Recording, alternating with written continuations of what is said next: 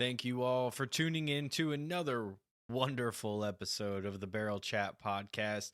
This is a podcast that provides an unfiltered look into the craft beer industry from the untrained palates of two dumbass outsiders. I am Mathew Muncy, and as always, I am joined by Mr. Dustin Wood. How are you doing? You know, Matt, it's been a hell of a week. So I'm looking forward to good beer and good conversation. So hopefully this beer lives up to the expectations. I think it's going to be hard to miss on this one after the last two that we had. So why don't you tell us a little bit about the beer we are drinking this week? Yeah, so today's beer is from Moontown Brewery in Whitestown, Indiana. They brew a large variety of beers, but this is their House Hazy IPA. It is Cecil. Comes in at 6.8% ABV and at 70 IBUs. A quick description that we pulled from their Untapped because I was dumb and forgot to reach out to Bobby and Cody. But it's their flagship IPA, was inspired by our pilgrimages into Vermont with a nice haze, juicy fruit aromas, envelope your nose, while the same fresh fruit flavors parade across your mouth. It's an incredibly drinkable brew. We'll be the judge of that, but it sounds like they're pretty proud of it. I would say that I know they have it on tap 95% of the time, and I've seen some doubles of it, and I've seen some different hop editions of it as well. Yeah, so this is going to count as a house beer for us because, like you said, it is basically on tap, and they say it's their flagship IPA. Yep. So, of course, it's going to be on tap. So let's jump down here into the BJCP beer style guidelines. So this is for New England IPA is what we're looking at. And starting with a little bit of history.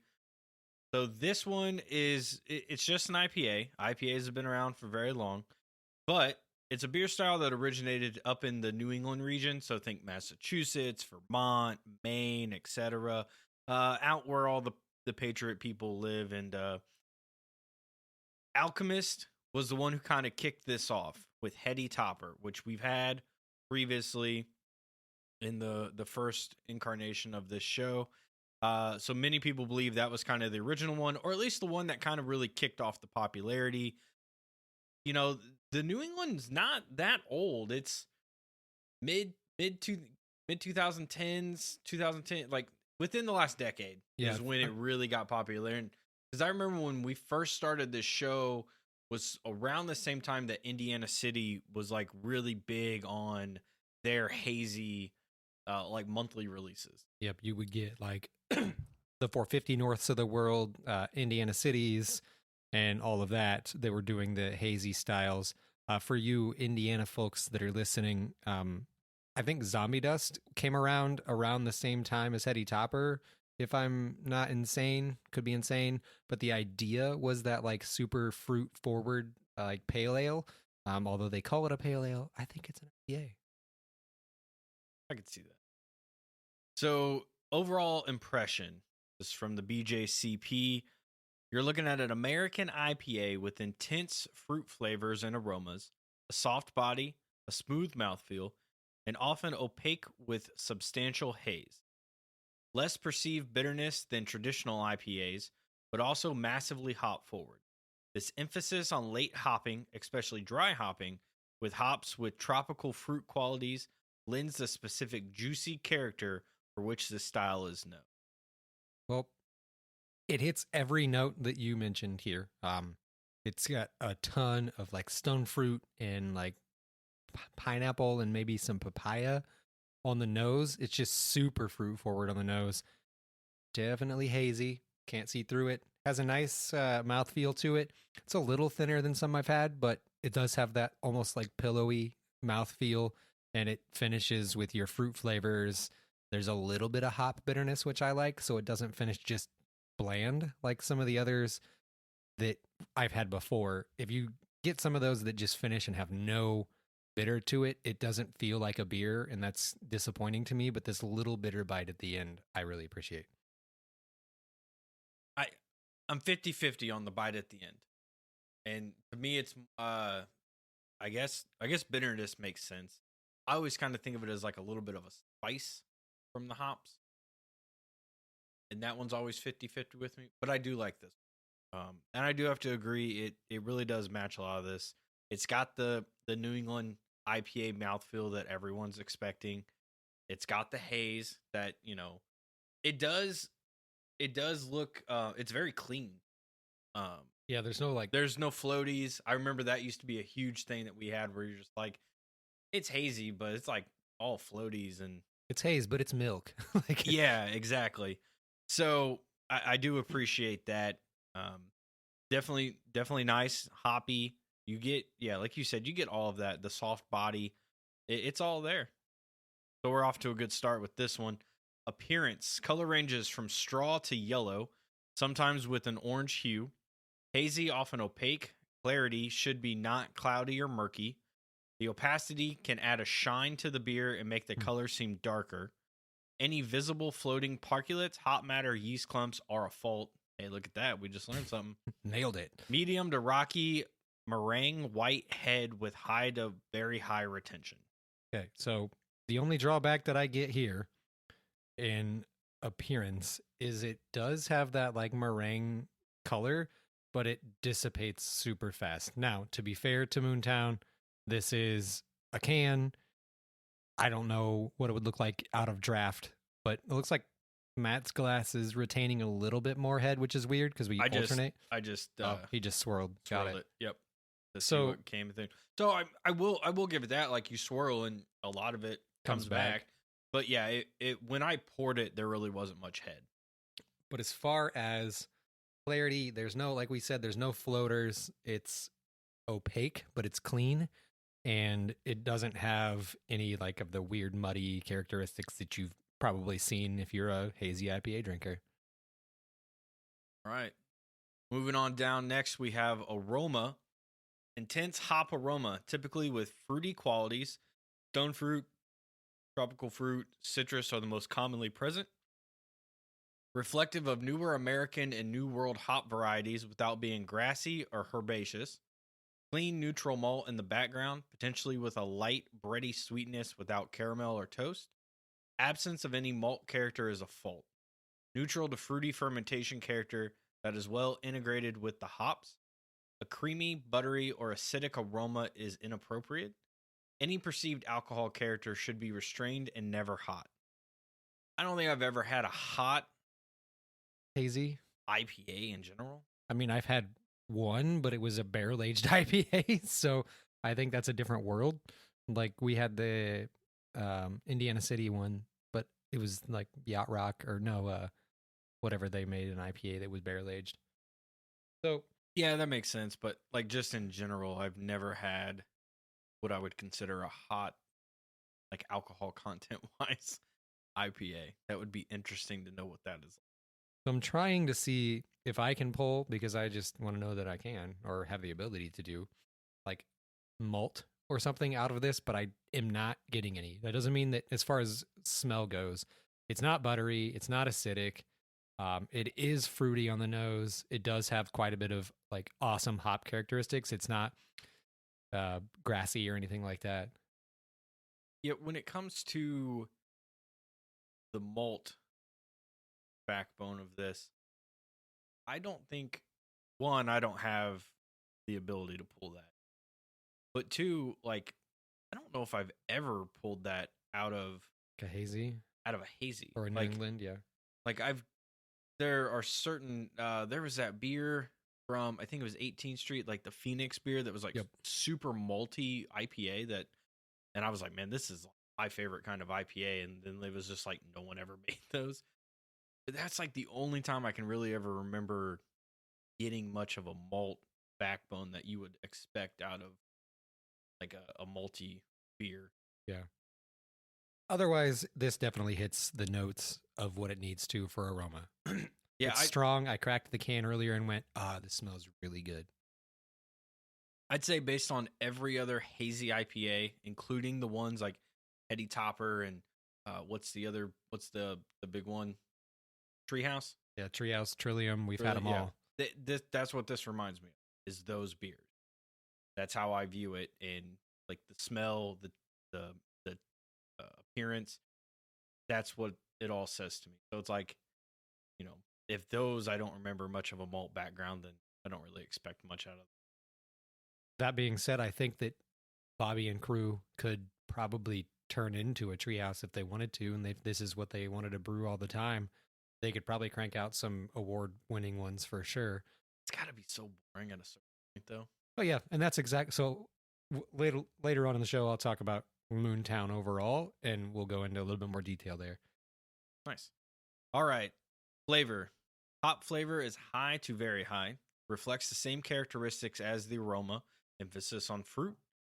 The perceived bitterness can be somewhat low to medium high, often being masked by the body and finish of the beer. The hop. Where do we put the body, Matt? Where's the body? That's where we hit it. The hop character in the aftertaste should not be sharp or harsh. Low to medium malt flavor, generally neutral. Okay. Sometimes having a bready, grainy, lightly sweet flavor. Noticeable toast or caramel flavors or flaws. I have that. Off dry to medium finish. Creamy, starchy, or sugary sweet flavors are inappropriate. Although a high ester level. I made a note here. So esters are a fruity flavor produced during fermentation that can vary in taste and aroma between pears, roses, bananas, or other light fruit. So in case you didn't know what an ester was, like me, there you go. So although a high ester level and low bitterness may give the impression of up to moderate sweetness, a moderate supportive alcohol character is acceptable, but should not be hot or dominant. It's sweet, fruity, doesn't have any of the like characteristics that it shouldn't have. I mean, so far, truthfully, it hits the nail on the head with everything that it should be. The flavors are there. It's a beer that I would go back to consistently and enjoy. I've kept it in my refrigerator multiple times. Over COVID, I went and bought 4 or 5 4-packs because I knew it was really good. At the same time, they made the Annie, which was their anniversary beer. Probably the best hazy IPA I've had in my entire life. It was a honey hazy IPA. I get everything that I smell. Now, most of the smell for me is on that fruity side. So that's really what is dominating the flavor for me too. But it does make me wonder, tasting it and smelling it a little bit more. I'm beginning to wonder if I am getting some of the bready and grainy, but my brain is associating it with the hops. Yeah. Because I don't know what the difference is, like, necessarily. Because there's something about beers like this where you smell them and it almost feels like, describe this, but like if you just took a bunch of hops and just put them in your face and like it's just like this overwhelming, like it's not that green, but it's that earthiness to it. And so I'm kind of wondering like how much of that is actually maybe the bread or grain that the malt and not necessarily the hops. Talking above my ability to talk beer, we need to ask that to Ryan. Yeah. Yeah. That'd be interesting to know. That'd be a good one for me to learn. Or Cody or whomever. I mean, we could ask Cody specifically about this beer, who's the brewer.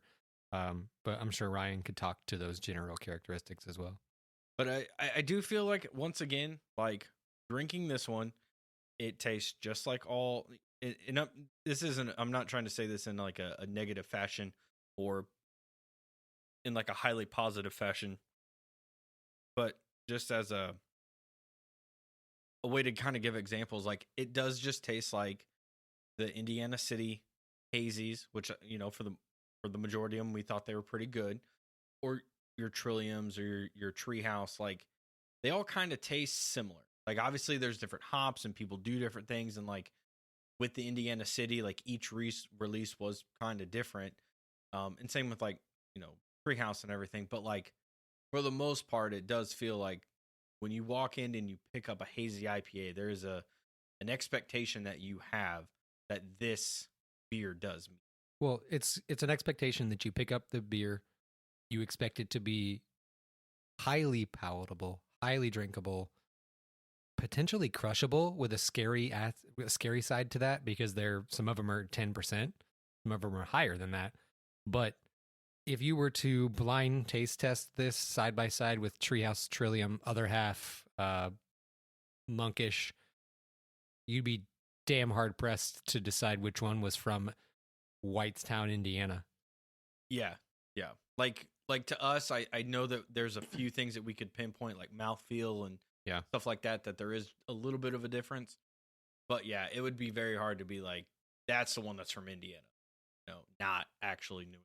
Yeah, so to me, that says exactly what we would end up saying about the beer, is it's being compared to those people that when you hear hazy IPA, if you're a beer nerd or have any understanding of what a hazy IPA is, ding, ding, ding, Treehouse, Monkish, all those ones, it fits in with all those, and it's every bit as good. Final category here is mouthfeel. Medium to medium full body with a smooth character. No harsh hop-derived astringency. Cannot say that word. Alcohol warmth may be present in stronger versions, but should never be hot. Medium carbonation is standard. The beer should not have a creamy or viscous mouthfeel, an acidic twang. Okay. Or a raw starch texture. What? So that's, yeah, I don't know what an acidic twang is. So to me, what jumps out, texture, like, shouldn't taste like you're drinking potatoes. Like, yeah, maybe it shouldn't have like grit. Maybe that's what they're getting at. But shouldn't. The one thing that jumps out to me in this is the BJCP guidelines. So this is what like all the tree houses and trilliums and whatnot go up against. No creamy mouthfeel. That's what it makes me wonder, because it did say that, like, up in the flavor, creamy, starchy, or sugary sweet flavors are inappropriate. So when we're talking creamy, are we talking like nitrogen creamy? Maybe. Instead of like just like thick and full bodied. Yeah. Or because like I remember the best way we described one of the beers we had was that pillowy. Just this is cloud nine in your mouth. And that was Treehouse. Okay. And so maybe that's just what it is, and it's less like actual creamy. I think that was when I think of creamy, I think of like coffee and stuff like that. Like when you get like nitro, cold brew or the foam stuff, and it's got that creamy texture. Or like a super fresh poured Guinness. Yes, I believe the episode Matt was talking about is Ant's very first episode with us. So Ant Blair from Mohead Y'all, or whatever it is that he's calling himself now. So it was Treehouse. I think it was one of the Curiosities. So like Curiosity 45 or whatnot. I just remember being like, oh crap, Treehouse, awesome. I remember drinking it with Ant. I just don't know how you remember like the name of it and like stuff like that. They have one name structure for their like limited releases, unless it's like green, very, very green, very, very, very, very, very, very green. I guess that makes sense. They're not creative. Sure. But I believe now we should be talking about our rating scale. Is that correct? That's right. Time for the tier list. Kind of powered through this one. 20 minutes, man. But we still got some Moontown to talk. Oh, I know. But it's still just kind of like, dang. So tier list time. So if you are new to the show, basically we break this down like a video gamer. I'm a big gamer, so in that world, tier lists are used a lot, and they're from Japan. It starts with S, goes down through D. I did learn over the weekend that apparently there's also E and F, but I'm not going that far. Yeah, no thank you. So it's S, A, B, C, D. S is superb. You know, if you think about it in the American version, it's A through F. They just get rid of the F, and it's S through D. So the last time we did a house of beer, let's see if I can pull this up here. We did Cosmetic, and I believe number 5, maybe, or 8. I can't remember. Yeah, I was gonna say I'm pretty sure we put it up. It was S, up in the S tier. Yeah, they were number 8, S tier. And for those of you who are new, we've set ours up a little bit unique. We do 10 beers in each tier. Usually when you see tier lists, people just put however many that they actually think are there. We decided to do 10 in each, basically to give us a top 50. And these can rotate and move around the more we add to it. Right now, there's only one. Getting us to 50 is going to take a while, but we'll get there. So I'll go first with this one. You typically go first, but I'm pretty sure we're both going to be on the same page. This is an S tier beer. Okay. I'm thinking 7, 9, 10 in S, or 1, 2 in A. Okay, that's fair. And the reasoning behind that is I think it's a great beer. I think it's a super solid representation of the style. But as it was warming, some like weird off flavor was coming out, and that shouldn't be a judgment that really should change the like style. Maybe it was just us swirling the shit out of it and taking away some of the carbonation. But as far as being perfect, it's damn near close. So it's probably an S beer. Where it falls in S can still be up for interpretation. Is it better than the Italian Pilsner? I don't think so. Ooh, that's a way to look at this. Intriguing. I do like the fact that you were on the opposite side of me a time. I've been on the opposite end of all these so far. I do.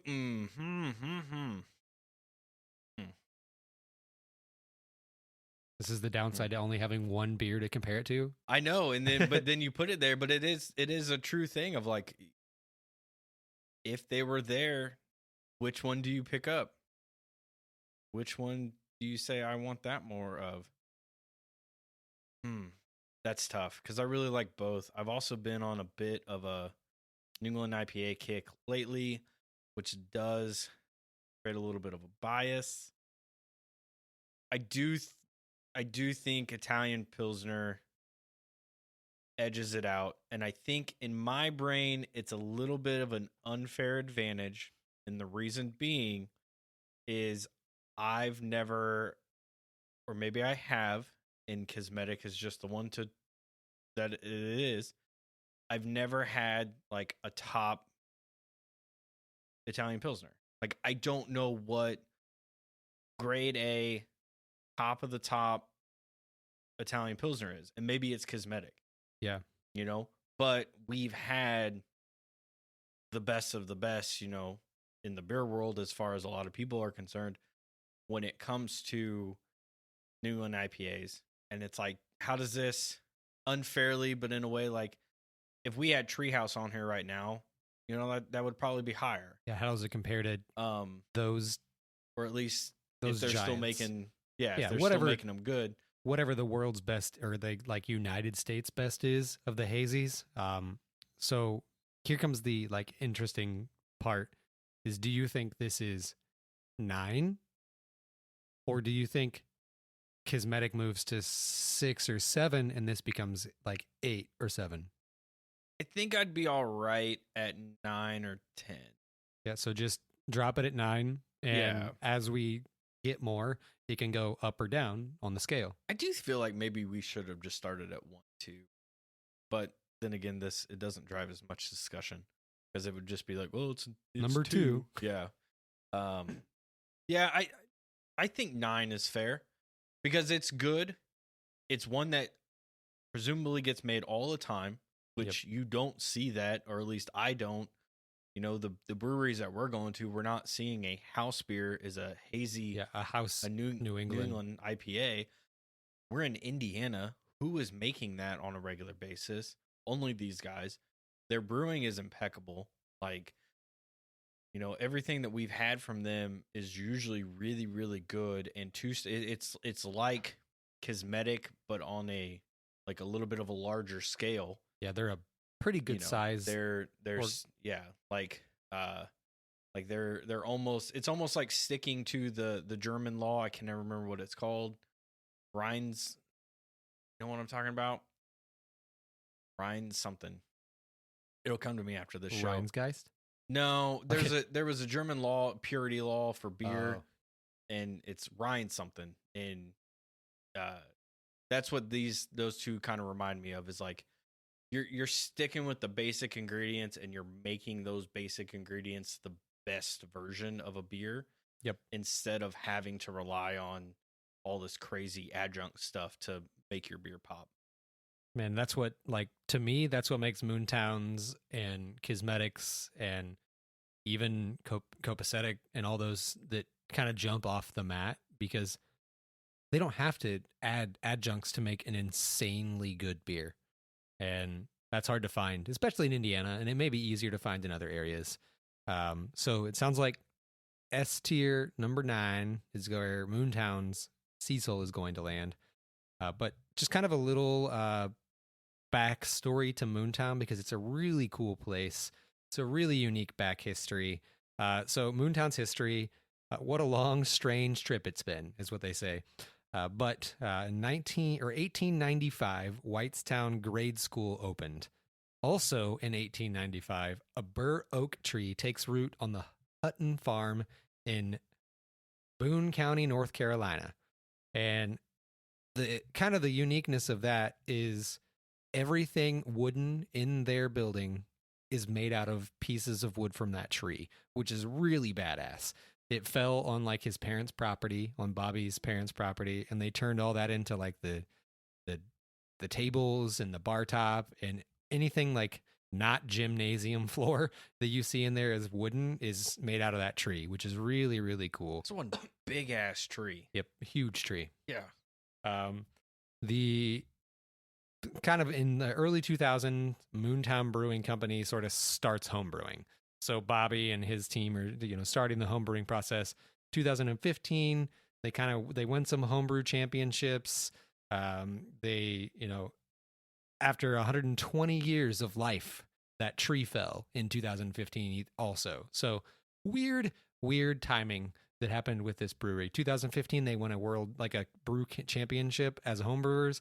A tree falls. Crazy shit. But it's sort of, began their thought process of getting a really awesome brewery in Whitestown. And they opened up in, I think it was 2018, Moontown opened. Matt and I were there for like VIP opening and did a podcast. But really cool, awesome environment. If you go down there, or I guess up there for most of us in Indiana, because it's really fucking far out of the way, it's awesome. They kept the gymnasium floor. It's an event space. They also have an awesome like restaurant with awesome food. It's a smoker with some amazing smoked meats. It's worth a trip. The bartender most of the time is Bobby, which is fantastic. So you can go in there and the owner is bartending for you. So Bobby and Cody are great. Bobby's brother's name, I think, is Cody as well. But all kinds of awesome history there. So if you're a history nerd, or if you just are a really, really big beer nerd, definitely check it out. Yeah, I like that place. We went up there last weekend for their bourbon barrel release. Good Lord. Bourbon barrel release that they did with, what is that place called? Old 55? Yeah. Something like that. And so that's a distillery that's out of like an old jail up in Anderson or something like that. Lebanon, maybe. Sorry, I didn't. This is all just off the cuff. But we went out there and checked those out. Had some really good beers. I think there was like maybe one that really missed.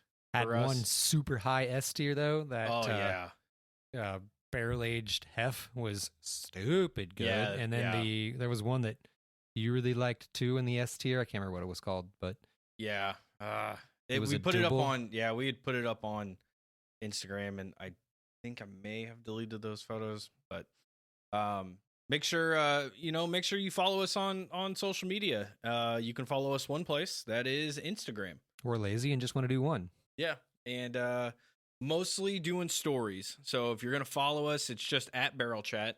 We do a lot of stories. I won't say that we're doing them every day, but when we do get out and drink, or drink something at the house, we do make sure that we're trying to post that.